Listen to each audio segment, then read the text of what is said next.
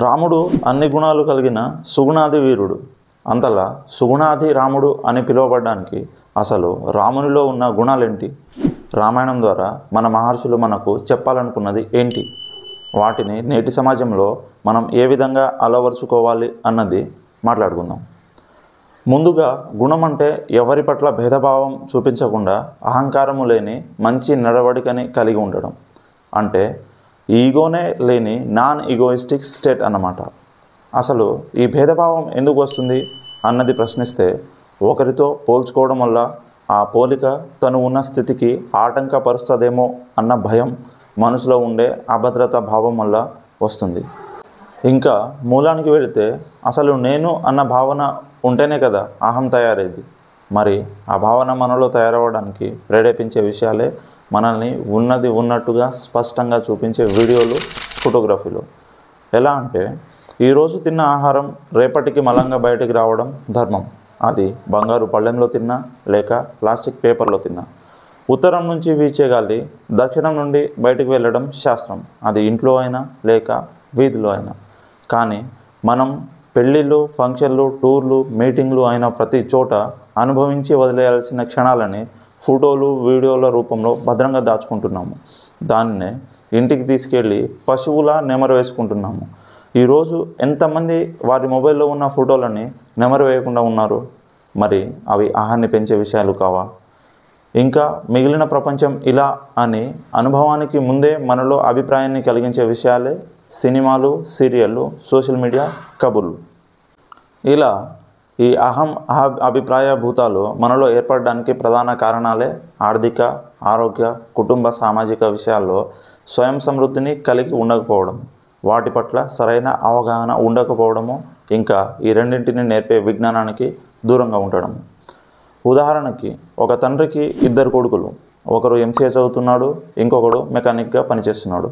MCA చదువుతున్న వ్యక్తికి అవసరం కొద్దీ ఒకవేళ తండ్రి ల్యాప్టాప్ కొనిపించాడు అనుకోండి, నాకు ఎందుకు కొనిపించలేదు అని రెండోవాడు అసూయ పెంచుకోకుండా ఉండడమే సుగుణం. అలానే తన అవసరాలకు ఏం కావాలో స్పష్టత ఉండి ఎదుటి వారి అవసరాలను స్పష్టంగా గుర్తించగలిగి దానిని అనుగుణంగా నడుచుకుంటే అదే మంచి నడవడిక. దీన్నే ఇంకో ఉదాహరణతో చెప్పుకుందాము. ఒకరు కష్టపడి మంచి ఇల్లు, మంచి కారు కొనుక్కున్నాడు. ఇంకొకరు కష్టపడే తత్వం ఉన్నా అవకాశం లేక పూరి గుడిసెలో ఉంటున్నాడు. ఇప్పుడు ఎవరి కష్టాన్ని వారు గుర్తించి ఈర్ష్య, అసూయ లేకుండా మనకు ఉన్నది వారికి లేదు, లేదా మనకు లేదు వారికి ఉన్నది అన్న భేదభావం లేకుండా ఉండడమే మంచి సుగుణం అంటే. ప్రస్తుత సమాజంలో ఉన్నది లేదు అన్న తారతమ్యాలు డబ్బు, జ్ఞానం, అధికార విషయాల్లో ఎక్కువగా ఉంటున్నాయి. అంటే ఉన్నవారు లేని వారిని చులకన భావంతో చూడడం, లేదా లేనివారు ఉన్నవారిని ఉన్నత భావంతో చూడడం జరుగుతున్నది. ప్రస్తుత సమాజంలో ఈ తారతమ్యాలు ఎక్కువగా కనిపించడానికి కారణం ఆయా మనుషుల, వస్తువుల, ప్రాంతాల, పరిసరాల విలువ తెలియకపోవడమే.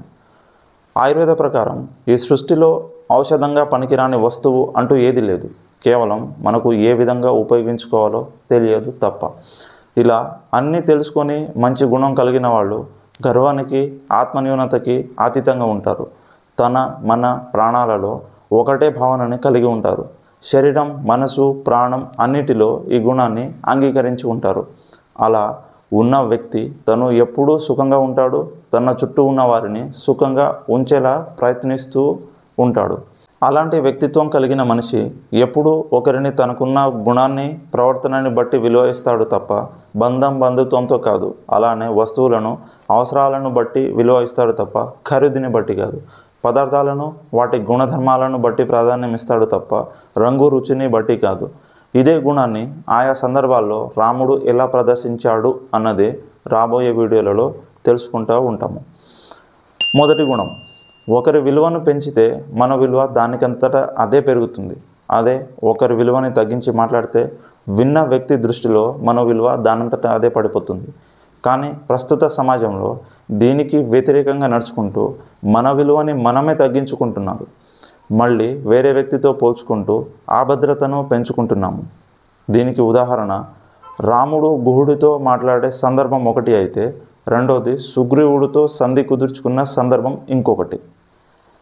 రెండో గుణం, శత్రువుకి కూడా అవకాశం ఇవ్వడం. ఇది ప్రస్తుత సమాజంలో దరిదాపుగా కనుమరుగైన గుణం.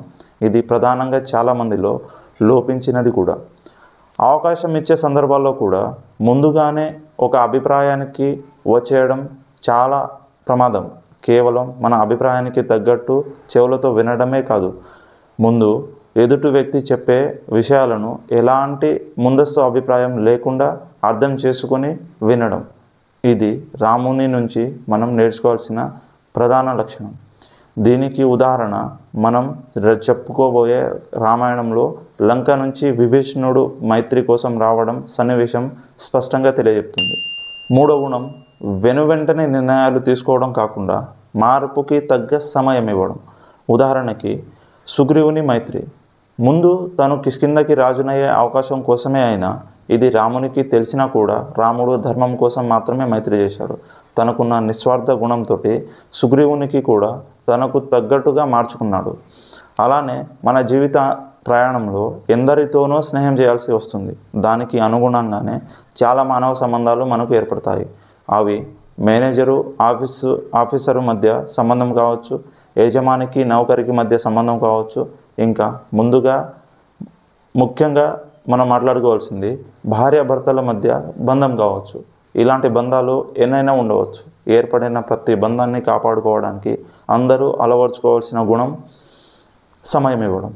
అలానే సమయం ఇచ్చేంత సహనం శక్తి మనలో పెంచుకోవడం.